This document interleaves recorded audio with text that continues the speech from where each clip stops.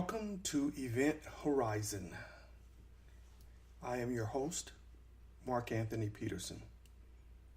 This is the podcast where we take a walk into the paranormal with a splash of conspiracy. This is the podcast that you would get if David Icke and the X-Files had a baby. Welcome back, guys, to this live bonus episode. Bonus in the sense that I am going to try 1 week after each recorded episode to come back and provide some additional content on the episode and to try to offer an opportunity for each of you who want to interact to join the chats, ask questions, and really delve down into these topics. I've gotten great feedback from many of you about the episodes and encouragement to continue on despite my lack of hydration and me questioning my own mental state by proposing some of these ideas. So that's what we're going to do. And if you want to join in, please do so. I broadcast live using Speaker. That's Spreaker. And you can join the chats at Event Horizon and be a part of these 1 week after every recorded show. And I'll indicate that in the show notes so you can start to catch up. I had originally announced I was going to be on at 10 and I fell behind, so please forgive me. But we're going to jump in and start talking through what I learned after I published the last episode, which is, where's the Garden of Eden? Now, why is this question so important? Why do we have to answer that? Because the blood. I keep talking about the blood like I'm some kind of vampire. But the blood is the key for me after doing the research that I've done in unlocking the doors to consciousness. And finding the Garden of Eden takes us right back to ground zero. Because I believe Eve's sin and Adam's sin was not the consumption of an apple. Their sin was the consumption of blood. The consumption of blood. Yeah. Which is why every Sunday now we have these blood rituals where we consume the blood of Christ as a way of cleansing our souls and rejoining God in a connection in spirit.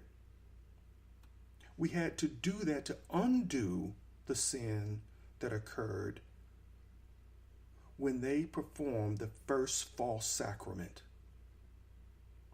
consuming the blood of knowledge or consciousness.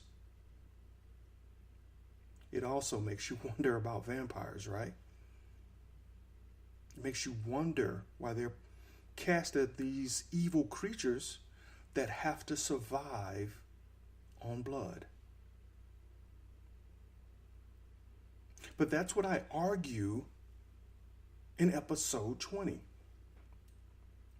That the key to understanding all of this is getting back and understanding the garden, where it is and where the original sin started, because it started with a sin against consciousness that then created the need for 2 more gardens to be developed. Now, why do I think that? Well, first of all, if you read Genesis, God names Eden, man does not. That's a clear indication to me that Eden is not a physical place, or at least the original Eden was not a physical place within our reality. That it was a construct used to create the universe. That's my starting point. Now, after the original sin, in the second Garden of Eden, there had to be a third garden, because you had to have the blood rights to correct everything. So the Holy Trinity, or the number 3 that we see throughout much of the biblical text, repeats itself with 3 gardens being developed. And I think it points that out in the verses of Genesis, where it looks like there's a clear creation of man and woman in Genesis 1, and then a secondary creation of a carbon-based man in Genesis 2. Point number 2, what's the definition of Eden? Well, when we look at the Hebrew interpretation, we can come up with the definition meaning heaven, paradise, luxury, finery. If we look at the Akkadian word for which most people believed it's derived, Edenu, we get the words plain, Plain, like a flat surface, like geometry, a flat plane, 3 points making a plane. An architect's view of design of the universe, a plane, 2 points, a string, 3, a plane of existence. That Akkadian word can also be defined as a steppe, Steppe, which also means a large area of flat grassland, plains without trees apart from those that are near rivers and lakes. Wow, that does describe what we see in the Bible when we look at Eden, right? We have many trees that burst forth around 4 rivers. And the 2 most prominent trees are the tree of life and the tree of knowledge. So if the original Eden is a plane of existence that has 2 trees that burst forth from them, a life tree and a knowledge tree, then those concepts and ideas will flow across all dimensions and all multiverses created in those first 9 or 10 verses of Genesis. That's why I believe, based on this definition, heaven, finery, luxury, paradise, plane, that we're talking about a celestial identity for the first Eden. Because I think the first Eden existed in the space around the collision of 2 neutron stars. I'm going to get into that a little bit more, but essentially, when you get the collision of neutron stars, you get the creation of gold. And gold is important because when we look at the 4 rivers that flow from Eden, that first river, the Fishon River, if I'm pronouncing that correctly, flows in a circle around a land of gold. And so if we're talking about the creation of a universe, which I'm going to dig into after I reset the assumptions from episode 20, then Eden exists where we have dying stars at a moment of rebirth, which is what all of this has been about, right? Everything that we've talked about, the symbolism of everything that flows through the Bible, being reborn. So why wouldn't the original Eden be in that area where you have a collision of neutron stars and the production of heavy elements that would go on to form the world that exists within our plane, within the dimensions that we can recognize. Does that tell you why I think it's important to ask and answer the question, where is Eden? As I said, I had to step through this in order to be able to broach the question of who is God. I had to step all the way through these questions to get a full understanding of how to even tackle the question of who is God. So what did we cover in episode 20? We said that we thought God in verse 2 of Genesis 1 placed his essence in the heavenly water that was created shortly after he said, "Let there be light." So God's Spirit hovered above the waters. That's what Genesis 2 says. If you believe Dr. Emoto's work that I mentioned in episode 20, you will accept the fact that you can speak your intentions into water, and water will act as a recording device for those intentions. You can speak them, think them, show them, write them, and put them near water, flash freeze them, slice it, put it under a microscope, and the crystals that form will reflect the words that you speak to that water. So if we can do that, what happens when God hovers above the waters? His essence is transferred into that water, and that water is used to make man. Because we're 60% water. So the first man would have had the essence of God and made in God's likeness.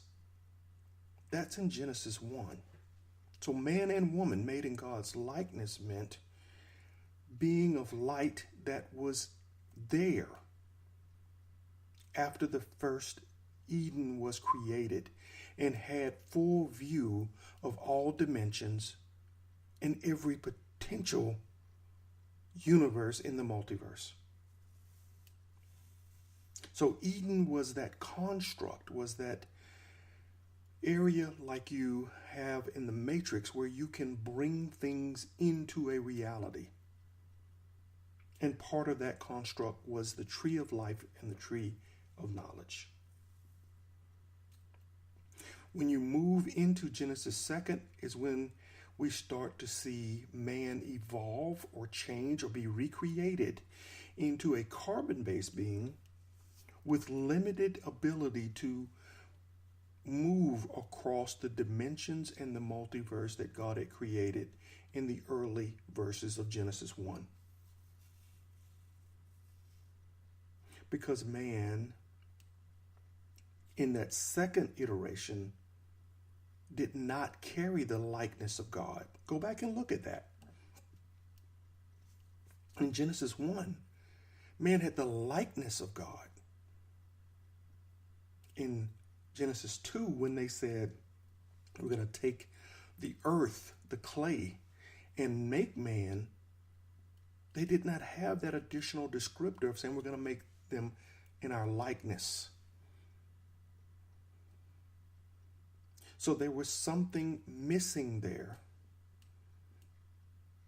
from the first iteration. But man still had a direct connection, even in that capacity, with God, until the whole notion of the tree of knowledge, the consciousness, the forbidden consciousness, that sin, until that happened, you had that direct connection. After that, God had to then come with a third garden. So, first garden, cross-dimensional, multi-universal, and man stood as a being of light, I argue a silicon-based being, with God, with the ability to walk across all dimensions and all universes. and had access to all the knowledge of the universe. 2 trees would have been planted in that garden, which I think are reflective of the elements that were being created as the universe expanded. When you look at the Big Bang Theory explanation and compare it to the description in Genesis, you're starting to see that the life of the universe starts out hot with elements like hydrogen and other of the light elements, oxygen and carbon. But as we approach the dying years, you get the collision of neutron stars and supernova explosions that produce heavier elements. And that's what that initial garden, when we talk about the tree of knowledge and the tree of light, would have been planted to produce those situations.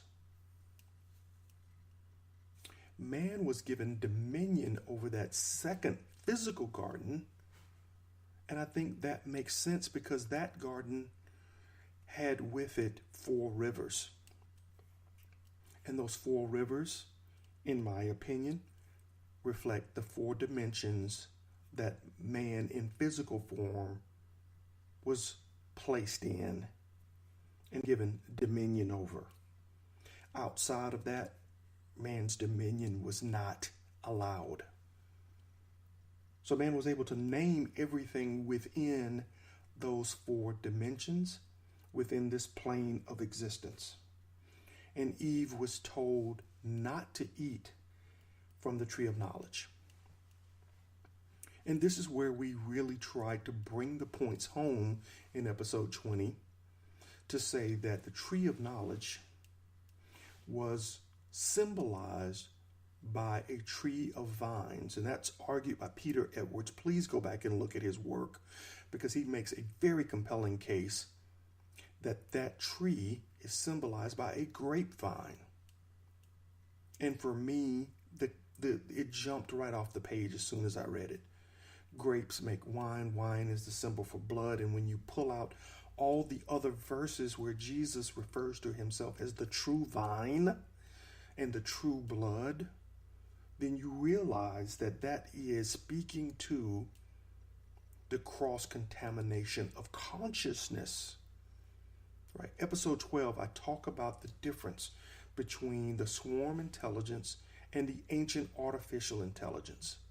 The battle that was occurring for man, that God had laid out a framework under which we would operate as connected beings, operating, if you will, on an empathy infrastructure where there was the ability to have superposition and unanimous empathetic thought for every living being within God's creation, sharing intelligence immediately with everything that exists. That's the swarm intelligence operating system that God created that became contaminated when Eve consumed the false consciousness, the false blood. Right? For those of you who haven't listened to previous episodes, I argue your blood is one part of a 3-part structure that makes up who you are. The blood contains your DNA. Your DNA is a time machine. It literally reflects millions of decisions that went into making you who you are. It reflects trillions of decisions and actions and reactions to actually produce you. And everything in every environment that went into creating that DNA, because that DNA is also a net and pulling in everything that's around it, forecast the future of who you will be. Right. You make offspring, you have just pushed you forward and pulled everything that was you into that future. Everything behind you moves forward every time there is a new production of you made, a new birth. So that's why that's so important and why it has always been the source of attack by everything that wanted to destroy what God created. Contaminating the consciousness, the bloodline. Why do the royals care so much about bloodlines? Because everything I'm saying here. Scientists will tell you the brain is the key to consciousness. I'm going to tell you no, and I'm going to get into the reasons why. So Eve eating the grapevine was contaminating what was originally built to be perfect in God's eyes, setting the stage for the third garden. And that's when Jesus goes into the Mount of Olives, because Peter Edwards argues that the tree of life is an olive tree. Again, please read that article. So if Jesus goes into the Mount of Olives, that garden, he represents the new tree of knowledge, the true blood, the true vine, the person to whom which we have the blood ritual every Sunday to. He represented the new tree, which is why we see prominently in the Bible God's miracle or Jesus' miracle of turning water into wine. That's the full circle. The essence of God in water turned to wine, turned to blood. Okay. Now, bonus material. What did I learn since the last episode? As I said, I went back and started digging through the Big Bang and said, where do I see similarities here? Am I on the right track? Am I really arguing that there was this great cosmic garden called Eden that existed before there was a physical Eden in this plane? And it started to make sense. The Big Bang created hydrogen in the greatest abundance in our universe. That's element is the most abundant element in the universe. And then as our stars shine, as their light shines, does this kind of sound familiar? Let there be light.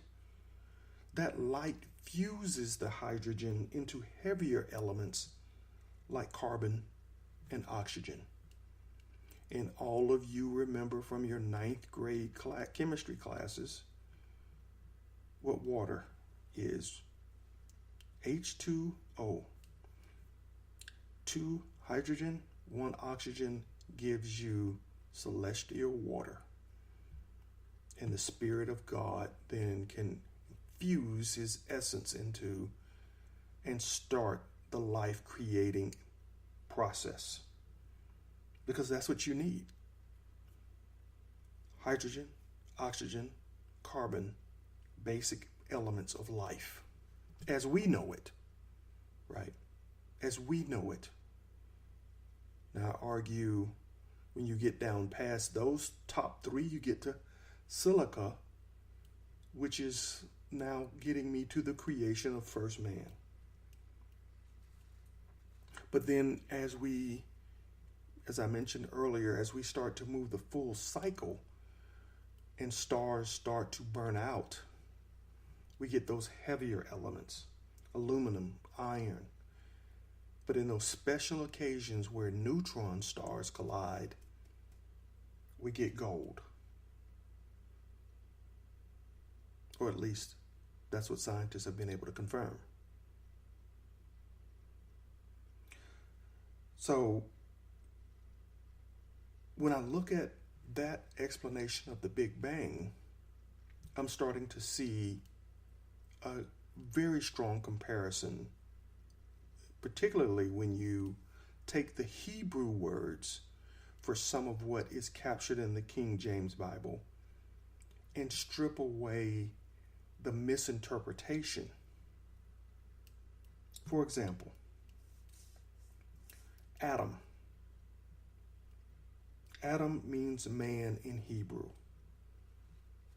But as I mentioned in episode 20, we take away the A from Adam. We're left with D-A-M, which in Hebrew means blood. Blood. It also means blood guilt. It also means blood guiltiness. Why would it mean all of that if that is a part of Adam? If everything I'm saying is not true, or at least have some merit. If you add an AH, a suffix of AH, to the end of Adam, A-D-A-M-A-H, it means land. Adamah, adding an A to the end of Adam, means earth. So we have the full essence of Genesis 2 reflected in the name Adam. Blood, land, earth. So there's a clear shift from Genesis 1 to a blood that has been found guilty in Genesis 2, and a land that is clearly a dimension, an earth that is distinct from where God was in Genesis 1. When I broke Adam's name down and thought about it in that perspective, blood guilt, it made me ask the question, why do some religions refuse blood transfusions? Are they looking at Genesis and saying, hey, that's what God was telling us not to do, not to cross-contaminate the consciousness within our own bodies? That there's something inherently wrong with doing that.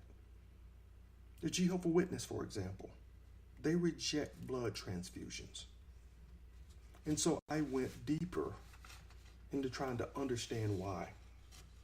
I'm not Jehovah's Witness. And like I tell you in every episode, I'm not a physicist. I'm not a religious scholar. I'm just a dude that likes to dig into this stuff and follow the research wherever it goes. And so I asked the question, why do Jehovah's Witnesses reject blood transfusions? And I got several Bible verses that point to reasons why they refuse to accept blood transfusions. And it all aligns with what I'm saying around the fact that blood equals life. Blood equals a form of awareness in this physical structure that should not be contaminated. Genesis 9, 3 and 5 is pointed out as one of the pillars as to why Jehovah's Witnesses reject blood transfusions. That reads, everything that lives and moves will be food for you. Just as I gave you green plants, I will give you all things. But you must not eat meat with its lifeblood still in it. And surely I will require the life of any man or beast by whose hand your lifeblood is shed. I will demand an accounting from anyone who takes the life of his fellow man. Leviticus 17, 10 through 11 and 14. If anyone from the house of Israel or foreigner living among them eats any blood, I will set my face against that person and cut him off from among his people. For the life of a creature is in the blood. Let me repeat that. For the life of a creature is in the blood, and I have given it to you to make an atonement for your souls upon the altar, since it is the lifeblood that makes atonement. Leviticus 14. For the life of all flesh is its blood. Therefore I have told the Israelites, you must not eat the blood of any living thing, because the life of all flesh is in its blood. Whoever eats it must be cut off. Deuteronomy 12 and 23. Indeed, you may eat it as you would eat a gazelle or deer. Both the clean and the unclean may eat it. Only be sure not to eat the blood, because the blood is the life, and you must not eat the life with the meat. You must not eat the blood poured on the ground like water. The Hebrew word for lifeblood is netzach. Netzach. Forgive me if I mispronounced. Let me give you the definition of what that means, that lifeblood. First definition, juice. Juice as of grapes. Blood, gore, a soul, a living being, a self, a person, a desire. Is that not everything I've been saying? The soul is captured as a part of your DNA. It is that time machine that brings your soul to life. And the Hebrew word meaning juice of grapes, or that vine from the tree of knowledge, the grapevine from the tree of knowledge, the reflection or the representation of the blood is the key. It is the consciousness of who we are. As it says here in the definition, juice of grapes, blood, gore, a soul, living being, life, self, person. Can't get any clearer than that. So what all of this has taught me, when I now sum up all of these episodes leading up to this one, is that the blood in your body is the software. Like I said, a lot of the scientists are saying, oh, brain. Brain's the key to consciousness. No. Your brain is a harness that keeps you from experiencing all of reality.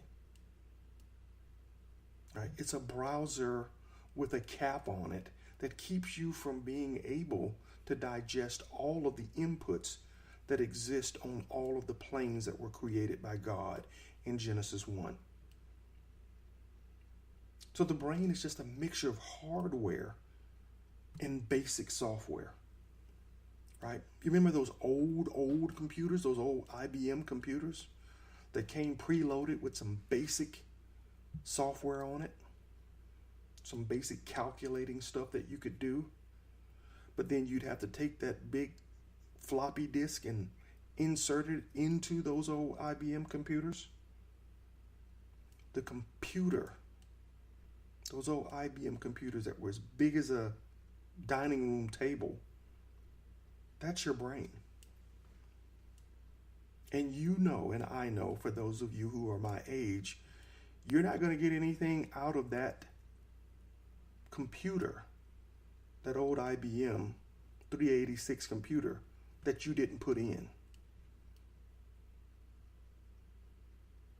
So your brain is not the key to the consciousness. What activates that system is the software. that floppy disk.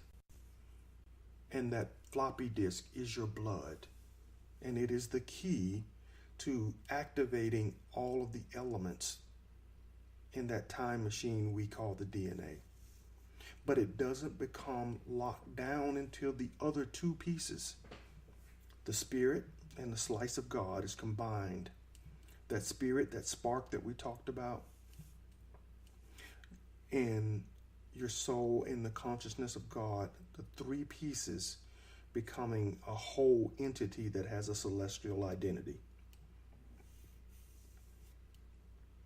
So that's what I took from it. Makes sense to me. But again, I'm chronically dehydrated. So I could be so far off base. I haven't even had my bottle of kombucha yet. I'm waiting till I'm done with this episode. Probably should have had it before I started. Because this last point that I'm going to make, I'm sure some of you are going to say, yeah. Right? It's the point I made in episode 20. That when God does create the second Eden, the second garden, we're not going to find that garden. Just like we're not going to find the first one without doing all the crazy things they're doing at CERN, which is trying to punch holes in reality so that we can get back to the original garden. I'm definitely convinced that that's what they're trying to do. Right?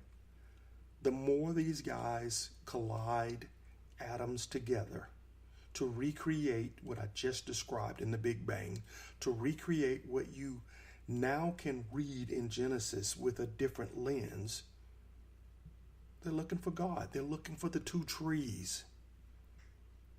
And as they do, they're becoming more religious than any religious scholar out there, because they're stumbling across some of the same things that we're talking about here.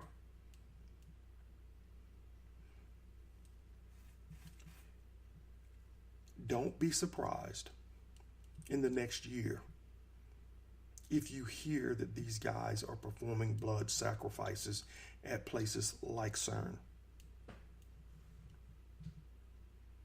Because now that you know the power of the time machine that is your blood, blood sacrifice should mean a whole lot more to you now. Right? So that original garden, the second garden, they're not going to find them because those are celestial planes that existed as God stepped down the ability of man to a physical being. The four rivers represented the four dimensions. So the four rivers, that first river, the Pison, Pishon, may have mispronounced it. When I look up the meaning of that river, it says it means changing or extension of mouth, and that its root word is derived from a word that means circle, twist, dance, and that this river flows around the whole land of Havlia, where there is gold. And the gold in the land is good, according to Genesis 2 and 10. As I mentioned before, gold is created when two neutron stars, these are dense, dead stars, collide and produce a couple of different things. This gold that we're talking about. So go back to the definition of Eden: luxury, finery, a plane, a step, a place where there's a flat plain and rivers, where there's trees only where the river flows. So if you have a dead, dense star, neutron stars colliding you're going to get what you just described as the place where Eden exists.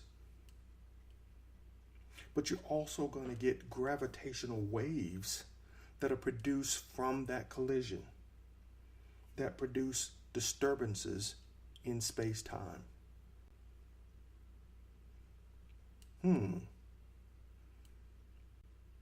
Is it starting to click for you now? That this river probably represents one of the dimensions that man exists in, the one we call time? Yeah. The second river, the Gihon River, means burst forth, and it applies to rivers and human birth. This river is followed around the land of Cush, and Cush is a son of Ham. The land of Cush ran on both sides of the Red Sea, and the Red Sea, as we know, has a type of algae that once a year blooms and turns the river red. Turns the river from a blue-green color to a reddish river, literally turning the river from water to wine. I can't make this stuff up. I know. I mean, maybe I'm way off on a limb, and maybe I should go get that bottle of kombucha, but it's just jumping right off the page the more I research it. Okay? The Tigris River. This river means universal regenerative fluid, rapid system, rapid spiritual influx. And it runs parallel to the last river, which is the Euphrates River, which means fruitfulness. And it is one of the longest rivers and one of the most important rivers in West Asia when we look up Euphrates. Euphrates River is also mentioned in God's promise to Abraham regarding the land of Israel, and is used as a defining border to that promised land. So I argue that the Euphrates and the Tigris run parallel to each other and represent height and width. Whereas the Gihon River, because it bursts forth, comes out at you, represents depth. The four dimensions that come out from the Garden of Eden. That's how I kind of pieced it all together. Like I said, I'm no physicist, I'm no religious scholar. It just seemed to make sense to me as I read and reread the verses of Genesis. Knowing that now, it gives me a better perspective on how to ask the question, who is God? I'm getting there. Trust me, guys, I'm getting there. Because when you do this research and you start to see the number of holy numbers reappear over and over again, you start to see things that either make sense to you because you're losing it or because you're unlocking something special. And if we believe that Genesis 1 truly represents the creation of the 10 dimensions that make up our true existence, it may mean that God is a 12th dimensional being that exists outside of our reality. I'm going to get there. And you know why 12 is so important. 12 is everywhere in our existence, everywhere throughout the Bible. I won't even tease you with what I found so far. But I'm getting to that question. But I'm going to have to beg your forgiveness because en route to asking and trying to answer that question, I bumped up against another problem coming out of the Garden of Eden. Because when I started digging into whether or not Jesus was the true tree of life and true tree of knowledge in the third garden, I kept wanting to know more about him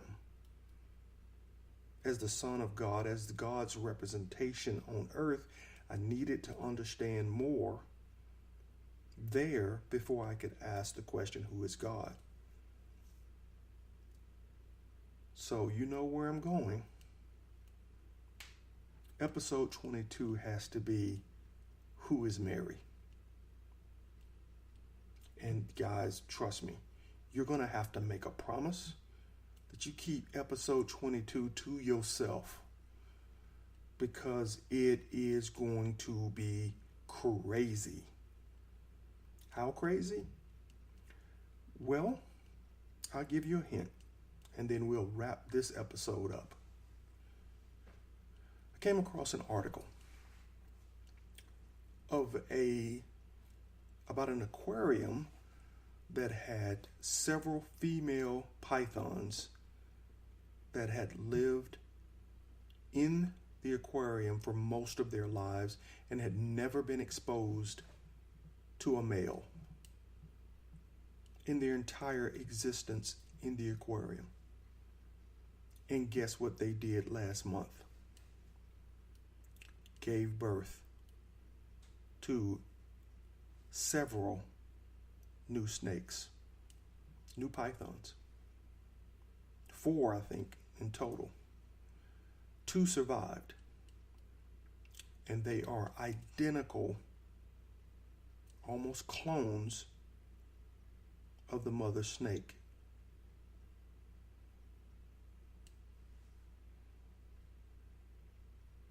No male snake was introduced. They gave birth, produced new life without a male. Produced a clone. So there is something exciting about that, because there are so many questions. The conception of new life, the production of a clone, identical DNA in new life, where there was no fertilization from a male. What does that say about Mary if Jesus is God's representation on this planet? So we got to ask that question and have it answered to get us back on track to asking the question of who is God, so that we can round out this whole discussion on consciousness. Guys, thank you so much for listening. Please follow us on Instagram, Facebook, Twitter at Event Horizon. Leave a comment, share with your friends. But whatever you do, do not share with people I go to church with. I don't have time to beat them off me with a cross. But I appreciate all of you who have given me support and have continued to encourage me to lift every stone and ask every question to try to understand what we're not being told about who we really are and what our true potential really is as spiritual beings and as beings of light. Until next time, guys, peace.